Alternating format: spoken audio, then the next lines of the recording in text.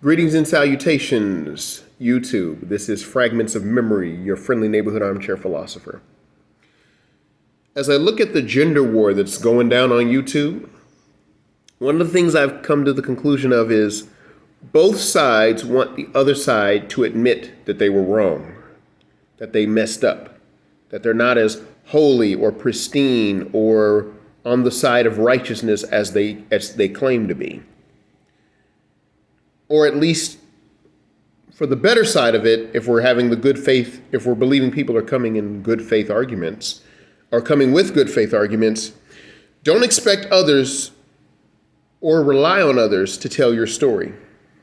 Because one thing I've discovered, not discovered like it's just a new thing, but just discovered that we are judge, jury, and executioner for others and lawyers for ourselves. Now, I mentioned Mark Manson the last couple of videos that I did. And Mark Manson, as you know, was the author of the book, The Subtle Art of Not Giving a Duck, minus the D, add the F. The author and blogger discussed how, one of the things I found interesting in his writings is he discussed how this use of social media platforms has led us to moralizing. And I would agree with that 100%. Our various social media platforms have given voices to people who in times past were voiceless. Social media has allowed us to have a sort of digital bully pulpit. And then the more we talk and we find other like-minded individuals, we believe that we are crusaders in some moral conflict. We want the women to admit their wrongdoing. We want the men to admit to their crimes. We want women to admit that they aren't as pristine as they present themselves, all under the guise of wanting the other side to just do better. Because ultimately, both sides, men and women, are guilty of duckery. Subtract the D, add the F. So we're both guilty of wrongdoing, sins, transgressions, etc., against one another. But we all like to fancy ourselves as being on this moral platform. So when we catch a woman in a moral failing, I liken it to the film version of The Wiz, the one starring Diana Ross and Michael Jackson.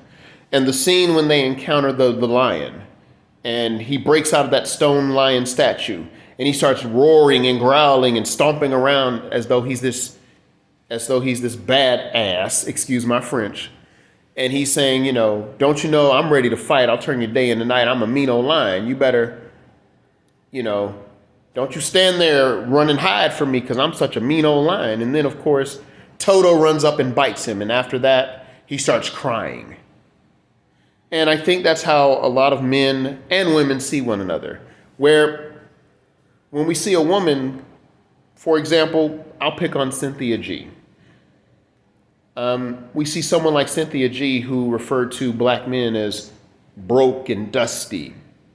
And she even went as far to say that if a woman has a black baby boy, she should abort it, which I think she's a sick individual for that.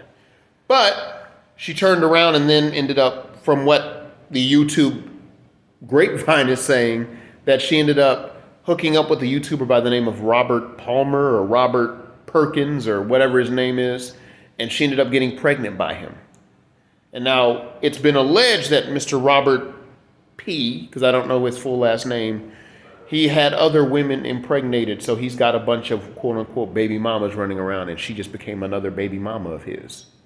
So she comes off looking like a big old hypocrite, and I'm sure many people got off on that. Many people got off on how she was posturing and she was standing on her platform, and she eventually was guilty of the very crimes that she accused other people of. So her opinion now becomes a fart in a wind tunnel, Or you have one dude talking about how he's this alpha, how he's this wonderful alpha male, and then you find out he's living in his mama's basement and he doesn't have any women prospects. But here he is talking about a life that he never actually led, as some other YouTubers have been exposed to do so. Now, I'm not here to pick on women or men YouTubers, but those are examples I've seen just watching the various blogs. So the ultimate reality is We're trying to get other people to see where we're coming from, when in reality, you shouldn't expect that woman to understand what it is to be a man. She's not a man. She does not live life as a man. She may say she's strong. She may say she's independent, but she is not a man. The same thing for men. We don't live the existence of women. We don't go through menstrual cycles. We don't go through pregnancy. We can't become pregnant. We can't. We don't have the equipment to do so, because that's not our function in this world. So we don't know what women go through when they deal with the opposite sex, and vice versa. We don't know what men really understand what a man goes through unless you're a man. So I think the problem is that both sides are trying to get the other side to see how wrong they are, when in reality we know people will be wrong and still fight 10 toes down in being wrong. Because again, we are advocates for ourselves. We are lawyers for ourselves. We're Johnny Cochran when it comes to ourselves. But when it comes to the other person, we judge Joe Mathis. We're Frank Castle, the Punisher. But we're not ever going to show accountability. Let me finish my sentence. We're not going to show accountability for the shit, excuse my French, the stuff that we do or did. And I think it's important for us to push past we need to push past the need to be right. We can't be so attached in being right or perceived as right if we don't do any introspection, if we don't do any self-reflection.